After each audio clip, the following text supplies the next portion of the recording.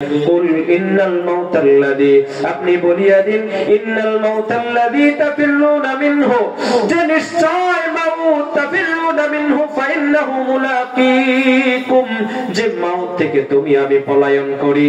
তাফিরুনা মানে পলায়ন করা, ইন্নাল মাউতা মানে নিশ্চয় মাউত, ইন্নাল মাউতাল্লাযী তাফিরুনা মিনহু, যে মাউত থেকে আপনি আমি পলায়ন করি, ফাইন্নাহু মুলাকীকুম, সেই মাউত অবশ্যই আপনার আমার সাথে সাক্ষাৎ করবে।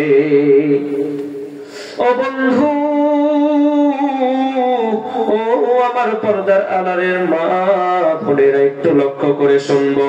এরপরে আল্লাহ রাব্বুল আলামিন বলেন, সুম্মা তুরাদ্দুনা ইলা আলিমিল গায়বি ওয়াশ শাহাদাতি ফায়ুনাব্বিউকুম বিমা কুনতুম তা'মালুন, অবশ্যই এগুলোর পরে আমি আল্লাহ তাআলার কাছে তোমাদের সকলকে ফিরতে হবে।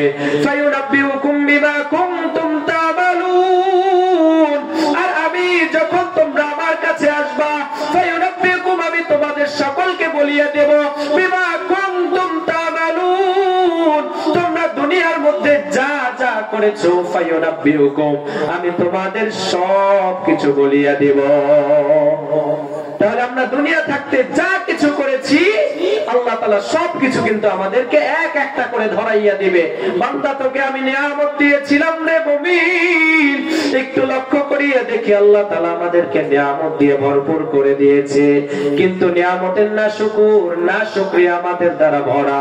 কাল কিয়ামতের দিবসে কিন্তু আল্লাহ তাআলা জিজ্ঞাসা করবে, দুনিয়ার মধ্যে অনেক নিয়ামত দিয়েছিলাম, কই আমার নিয়ামতের শুকরিয়া কই? এইভাবে আল্লাহ কিন্তু জিজ্ঞাসা করতে থাকবে। মুহতারাম দোস্ত বুজুর্গ, এরপরে আবার একটা আয়াত তেলাওয়াত করতেছি। আল্লাহ রাব্বুল আলামিন ডাক দিয়ে বলেন, আম হাসিবাল্লাযীনা জাতারাহুস সাইয়্যাতি আইয়াজআলাহুম কাল্লাযীনা আমানু ওয়া আমিলুস সালিহাত সাওয়াআম মাহইয়াহুম ওয়া মামাতুহুম সাআ মা ইয়াহকুমুন। আল্লাহ রাব্বুল আলামিন ডাক দিয়ে বলে, ও আমার বান্দারা শুনিয়া নাও। আল্লাহ রাব্বুল আলামিন বান্দাদেরকে জানাইয়া দেয়, ও আমার বান্দারা শোনো, নাফরমান বান্দা যারা আছে আর নেককার বান্দা যারা আছে, যারা নাফরমান বান্দা, তারা যদি এটা চিন্তা করে যে আমাদের জীবন যাপন, আমাদের হায়াত, জীবিত হওয়া, আবার মৃত্যুবরণ করা, এগুলো নেককার বান্দাদের সাথে মিলে যাবে, না না না, মিলে যাবে না। বরং আল্লাহ রাব্বুল আলামিন ডাক দিয়া বলেন, সাআ মা ইয়াহকুমুন, যে সমস্ত লোকেরা এই চিন্তাধারা করে, যে সমস্ত বান্দারা এই চিন্তাধারা করে, যে সমস্ত নাফরমান বান্দারা, যে সমস্ত আল্লাহর দুশমনেরা এই চিন্তাধারা করে, যে নেককার বান্দারা যারা সৎ আমল করে, তারা যেমন মৃত্যুবরণ করবে আমরাও তেমন মৃত্যুবরণ করব, না না না। আল্লাহ রাব্বুল আলামিন ডাক দিয়া বলে, সাআ মা ইয়াহকুমুন, যারা এই চিন্তাধারা করে তাদের এই চিন্তাধারাটি হলো নষ্টামি। তাহলে আয়াত থেকে আমরা কি বুঝলাম? যে যারা নাফরমানি করে, যারা আল্লাহর দুশমন, যারা আল্লাহর ইবাদত করে না তারা, আর যারা আল্লাহর ইবাদত করে, আল্লাহর সৎ আমল করে, দুনিয়াবি সব কাজ বাদ দিয়ে যারা আল্লাহর পাগল তারা, আর যারা নাফরমান, তারা কখনো এক সমান হতে পারবে না, তাদের মৃত্যু কখনো এক সমান হবে না। এই যে এক সমান হবে না, এটা প্রমাণ হলো হযরত ইব্রাহিম আলাইহিস সালাম। ও বন্ধু, হযরত ইব্রাহিম আলাইহিস সালামের সামনে যে আজরাইল আলাইহিস সালাম উপস্থিত, আজরাইল আলাইহিস সালামকে ডাক দিয়া বলে, ও বন্ধু আজরাইল, তুমি তো আমাদের সামনে স্বাভাবিক আসো, তোমাকে দেখে তো আমার কোনো ভয় লাগে না, তুমি আমার কাছে যেভাবে আসো এইভাবেই কি নাফরমান বান্দাদের সামনে হাজির হও। তখন আজরাইল আলাইহিস সালাম বলেন, ও নবী, ও হাবিব, না না না, আমি সবার সামনে একরকম যাই না, যারা নেককার তাদের সামনে অনেক সাজুগুজু করে যায়, আর যারা বদকার, যারা নাফরমান, যারা আল্লাহর দুশমন, তাদের সামনে অনেক ভয়ঙ্কর হইয়া যায়। এবার ইব্রাহিম আলাইহিস সালাম ডাক দিয়া বলে, ও বন্ধু, তুমি মক্কার যারা নাফরমান তাদের সামনে কেমনে উপস্থিত হও, আমাকে একটু দেখাও। এবার আজরাইল আলাইহিস সালাম নবীকে বলে, ও নবী, ও আল্লাহর বন্ধু, না না, আমি ওইটা দেখাইতে পারবো না। আমি যদি ওইটা দেখাই আপনি নবী সহ্য করতে পারবেন না।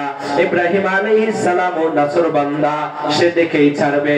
বারবার রিকোয়েস্ট করতেছে আজরাইল আলাইহিস সালামকে, ও ফেরেশতা বন্ধু, আমি একটু দেখতে চাই যারা আল্লাহর নাফরমান বান্দা তাদের সামনে তাদের জান কবজ করার সময় আপনার সুরতটা কেমন হয়। এই কথা বারবার বলার পরে এবার আজরাইল আলাইহিস সালাম বলল, ও নবী, আপনি একটু অন্যদিকে তাকান। ও বাবাদের একটু লক্ষ্য করিয়া শুনবো। ও পর্দার আড়ালের মা,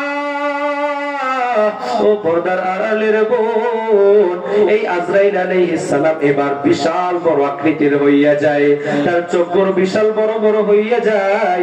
তার চোখগুলো থেকে কেমন যেন জাহান্নামের আগুনের ফুলকি বের হতে থাকে। তার শরীর থেকে এত বিচ্ছিরি গন্ধ আসতে থাকে।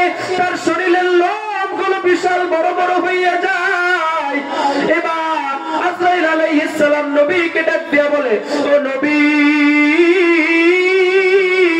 এবার আপনি আমার দিকে তাকান।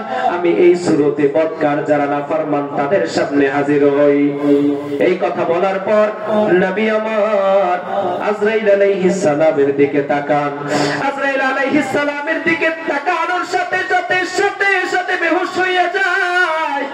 এরপরে আল্লাহর নবী কিছুক্ষণ পরে হুঁশ ফিরিয়ে আসে। হুঁশ ফিরিয়ে আসার পরে এবার আজরাইল আলাইহিস সালাম স্বাভাবিক অবস্থা হয়ে যায়। স্বাভাবিক অবস্থা হয়ে যাবার পরে এবার আজরাইল আলাইহিস সালাম জিজ্ঞাসা করে, ও নবী, আপনার কেমন লাগলো নাফরমান বান্দার সামনে আমি এই আকৃতিতে যাই? এবার নবী আমার বলে যে কোন নাফরমান বান্দাকে যদি কোনো শাস্তিও না দেওয়া হয়, তার সামনে যদি এরকম আকৃতিতে দাঁড়ানো হয় কোন ব্যক্তি, এটাই তার জন্য বড় শাস্তি হবে। তাহলে একটু চিন্তা করিয়া দেখে যে নাফরমান বান্দার জান কেমনে আজরাইল কবজ করে। এর কারণ আছে, অবশ্যই এর কারণ আছে।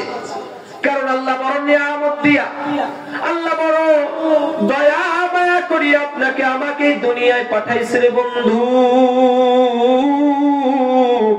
যদি একটু চক্ষু বন্ধ করিয়া যদি আমি শিশুবেলার কথা মনে করি, যখন আমি কথা বলতে পারতাম না, আমার জবানে আল্লাহ রাব্বুল আলামিন এমন একটা জাদু করে দিয়েছিল, যখন আমি হাউমাউ করে কাঁদতাম আমার মা বুঝে যাইতো আমার ক্ষুধা লেগেছে রে বন্ধু, আমার ক্ষুধা লেগে গেছে। আমার মা বুঝতো, সাথে সাথে খাবার ব্যবস্থা হয়ে যাইতো। ও বন্ধু, যদি একটু চক্ষু বন্ধ করিয়া দেখি, ছোটবেলা থেকে এই আজ পর্যন্ত যা কিছু চলতেছে, যা কিছু হইছে, সব আল্লাহর নিয়ামতের মাধ্যমে হইছে। কথা বলেন ঠিক কিনা? আমাদের মাথার উপর থেকে যদি এক সেকেন্ডের জন্য আল্লাহর নিয়ামত সরে যায়, বলেন আপনি আমি দুনিয়ায় সুখে থাকতে পারবো নি? আল্লাহর নিয়ামত যদি আপনার আমার মাথার উপর থেকে এক সেকেন্ডের জন্য ছুটে যায়, আপনি আমি দুনিয়ায় সুন্দরভাবে বসবাস করতে পারবো না। কথা বলেন ঠিক কিনা? তাহলে যে আল্লাহ রাব্বুল আলামিন আপনাকে আমাকে এত নিয়ামত দিয়ে ছোটবেলা থেকে এই পর্যন্ত মায়া মমতা করিয়া এত বড় করলো, এত কিছু দিল, এত নিয়ামত আল্লাহর ভোগ করলাম, তারপরেও যে আল্লাহর নাফরমানি করি, তাকে তো অবশ্যই এর চাইতে বেশি শাস্তি দেওয়ার কথা। কথা বলেন ঠিক কিনা?